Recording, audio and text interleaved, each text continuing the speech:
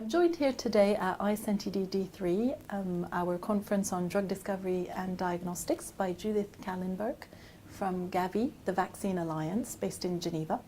And I was just wondering whether you could introduce yourself and perhaps give us a little bit of background about GAVI's mission and model. Thank you, Marianne. Thanks very much for inviting me and inviting GAVI to this important conference. I'm Judith Kallenberg. I head the policy team at GAVI in Geneva, the team responsible for developing policies and investment decisions that guide where GAVI invests, so which countries are eligible, what we offer in terms of vaccines in the portfolio, and a range of other things such as what amount governments are required to co-finance, how we support countries that are perhaps in conflict or in a fragile situation, etc. So a lot of different policies that we work on. A very important one is the vaccine investment strategy. This is a project that we do once every 5 years, and it's quite central to what GAVI is all about. GAVI's mission is to increase access to vaccines in lower income countries. Was created in the year 2000 when a number of stakeholders realized that there was a real need to boost immunization and new vaccine introduction in the developing world. Coverage was stagnating at that time, and there were a number of new vaccines that had come out into the market, but that weren't getting into the countries where they were probably actually needed most because of cost barriers. And so GAVI was created to address this gap and to help shorten the time lag between when a vaccine becomes available in wealthy countries compared with developing countries. And so we started out with a small portfolio of vaccines that we offered to eligible countries who were interested in introducing these vaccines into their national immunization programs. And over the years, we've added more and more vaccines to the menu, so to say. We now have about 12 vaccines, I think, that we offer support for in 73 countries.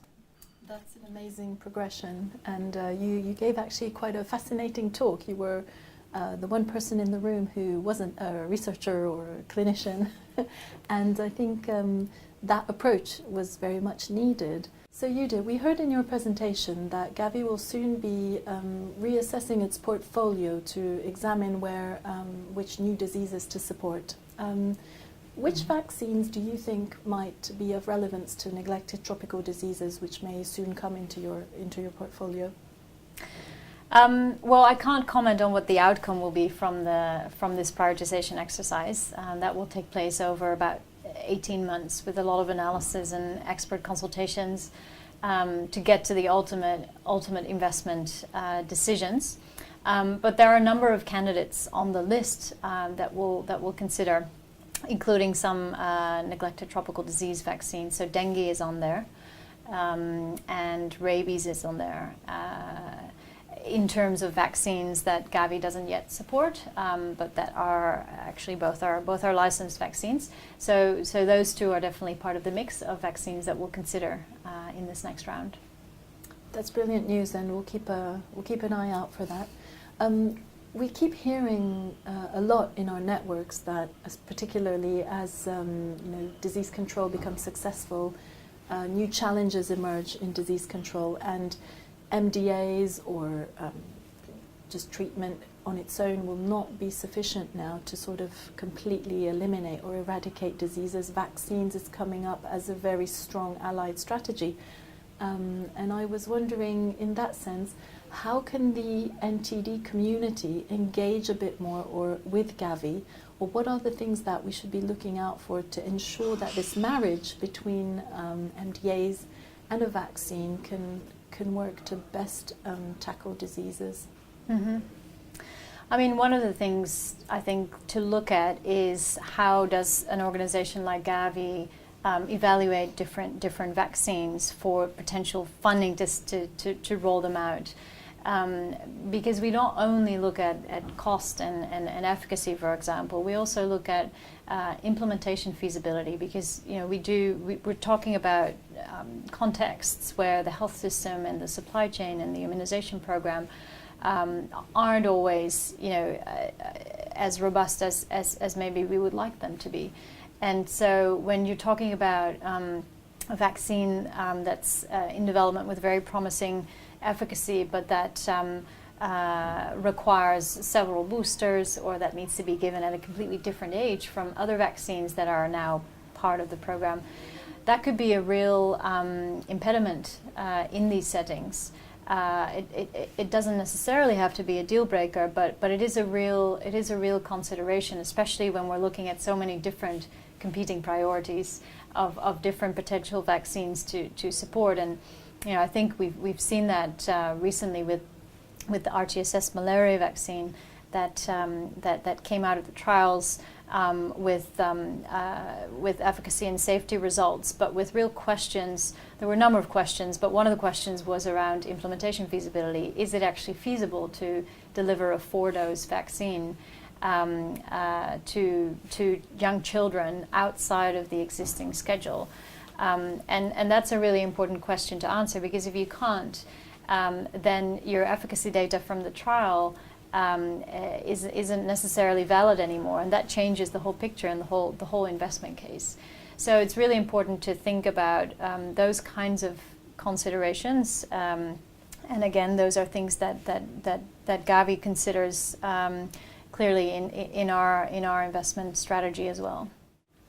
So kind of building on from that, in general and in a wider sense, what role could GAVI play in accelerating NTD vaccine development and access?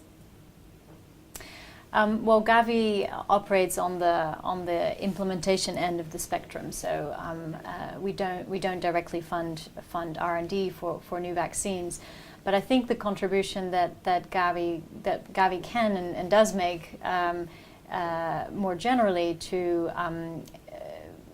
creating more preparedness for the hopefully ultimate introduction and use of those vaccines is in the area of health system strengthening and strengthening those delivery platforms in developing countries for vaccines. Because vaccines don't deliver themselves, and we need strong supply chains, we need strong policies, we need strong programs, we need strong decision making also in countries. To have those capabilities to make evidence-based policy decisions about new vaccines to introduce. And those are all areas that GAVI, along with many other funders, invests in.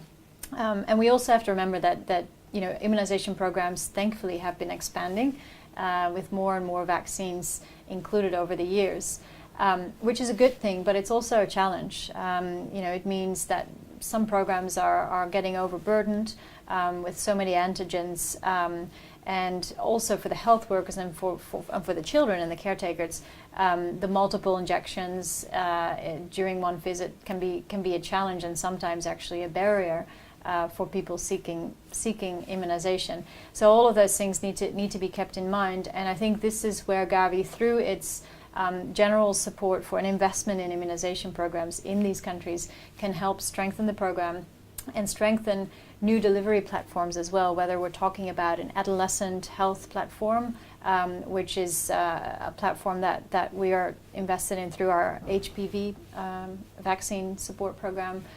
Second year of life is another important platform where currently we're not really reaching many children in their second year of life, but this could become an important age at which to give other vaccines, including perhaps future vaccines against neglected tropical diseases. So I think that's where GAVI can play a role in strengthening, the platforms for rollout, and generally helping to prepare countries for the future use of those important vaccines.